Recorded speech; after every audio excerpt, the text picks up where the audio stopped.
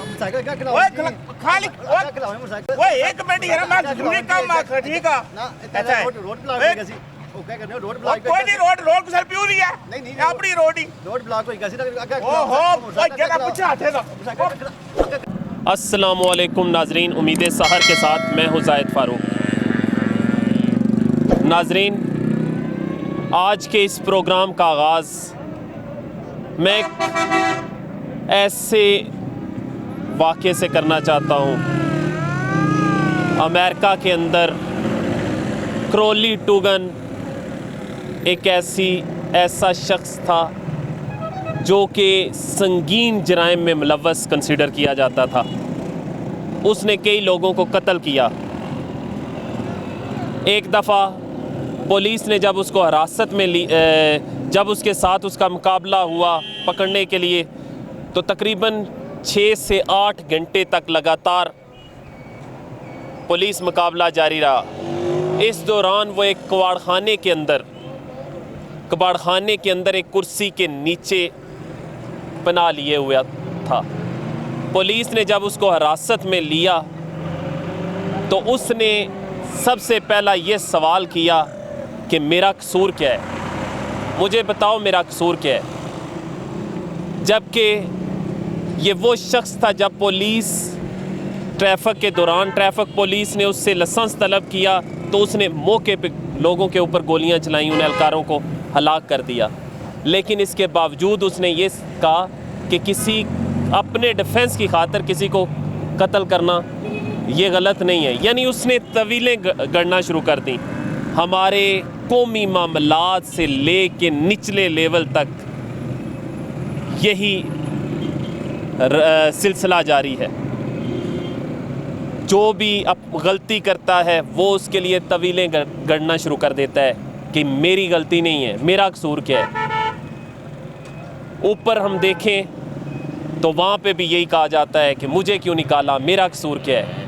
और निचले लेवल पे जब हम लोगों से बात करते हैं तो हमारे रवैयों की अगर हम बात करें तो हमारे रवैये ऐसे हो चुके हैं कि हम ये कहते हैं कि फ़लाँ ने ये किया है, उससे क्यों नहीं पूछते। सिर्फ मेरा कसूर तो नहीं है ना, मेरी क्या गलती है। फ़लाँ लोग खड़े हैं तो मेरी क्या गलती है। तो आज हम गुफ्तगू करेंगे रवैयों के ऊपर कि हम कहाँ पे खड़े हैं। बहसीयत कौम रवैये किस कदर ज़रूरी होते हैं और हम इन रवैयों के मामले में बिल्कुल पस्ती का शिकार है। हमारे अंदर इंसानियत क्यों कदरें खो चुकी है। नाज़रीन, ये बहुत ही भयानक सच है जिसको यकीनन तस्लीम करना पड़ेगा। और यही वजह है कि हमारे ही माशरे के अंदर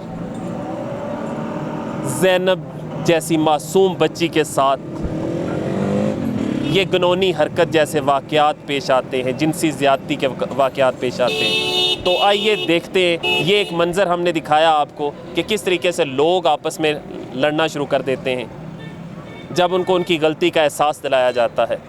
आगे चल के दिखाते हैं आपको कि लोग अपनी गलतियों पर किस तरीके से पर्दा डालने की कोशिश करते हैं, कैसे वो जवाज़ ढूंढते हैं। आगे चलते हैं, बात करते हैं लोगों से।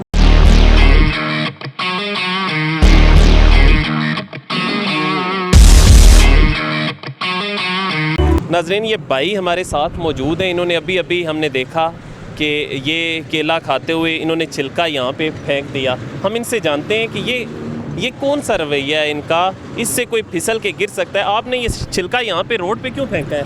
मैं केला खाया और नीचे फेंक दिया। नहीं, आपको पता नहीं है इससे कोई स्लिप होके गिर सकता है, फिर भी आपने यहाँ पे फेंक दिया, रोड पे फेंक दिया। यहाँ से अगर कोई स्लिप होके रोड पे यहाँ गाड़ी आए, उसके साथ टकरा जाए तो वो उसकी जान जा सकती है। आपने ये नहीं सोचा?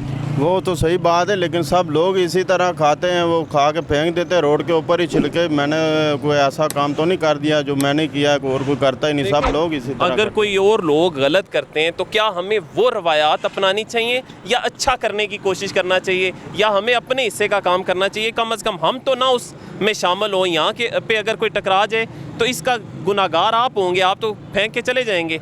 तो आपको ऐसा करना चाहिए? जी बिल्कुल, ऐसा करना तो नहीं चाहिए। बिल्कुल आइंदा गलती होगी, आइंदा जो है इस चीज़ पर मैं बिल्कुल तवज्जो करूँगा, और बल्कि इसको अभी उठा के मैं किसी ऐसी जगह पे फेंकूंगा जहाँ पर किसी का नुकसान ना हो।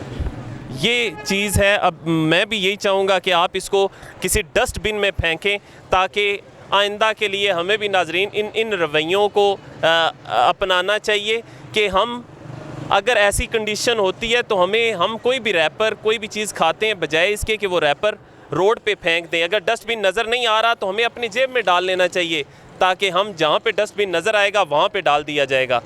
तो इनको अपने इस रवैये का एहसास हुआ, यही बात है। और हम इस प्रोग्राम से यही चाहते हैं कि लोगों को अपने इन रवैयों का जो नेगेटिव रवैये होते हैं उनका एहसास हो। नाजरीन, जहाँ पे हमारा आज का प्रोग्राम का ये मौजू है कि माशरती बिगाड़ में हमारे रवैये किस हद तक किरदार अदा करते हैं, वहीं पे हमारी बहुत सी ऐसी रवायात हैं, हमारी ऐसी रवायात जिनको हम बुला बैठे हैं। हमारे साथ बुज़ुर्ग हैं, हम इनसे जानेंगे कि पहले इस तरह होता था कि दादा बैठता था, उसके गिरद पोते सारे जितने भी हैं घर के अफराद के अलावा बाकी महल्ले से भी जो है वो बच्चे आके बैठ जाते थे, वो कहानियाँ सुनते थे, मुख्तलिफ औकात हुआ करते थे। क्या अब भी ये चीज़ मौजूद है? आपके पोते हैं? जी इंशाल्लाह पोते हैं, नवासे हैं, बेटे हैं, बहू हैं, बीवी है। लेकिन जड़ा वो माशरा सा, वो वक्त सा, वो हालात सन, उन्होंने इस वक्त बहुत सारा फ़र्क है।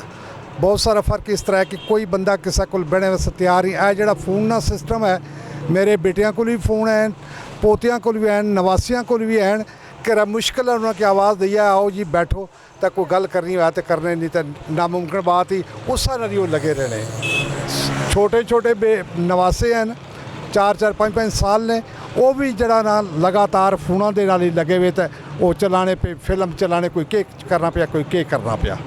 हालात इतने ये संजीदा हो चुके हैं कि उन्हें पर कंट्रोल करना बड़े आदमी वास्ते नामुमकिन बात होगी। अच्छा, अदम बर्दाश्त, लड़ाई झगड़ा, छोटी छोटी बातों पे हम एक दूसरे से झगड़ना शुरू कर देते हैं। ये कहाँ तक हमारी उन पुरानी रवायात को बुलाने की वजह से है? ये आप क्या समझते हैं, इसका कसूरवार कौन है? कौन सी चीज़ ऐसी है जिसकी वजह से हमारे रवैयों में बिगाड़ पैदा हो रहा है? बिगाड़ इस हवाले में पैदा होना कि आने वाला वक्त जड़ा एक मुख्तलिफ हो गया।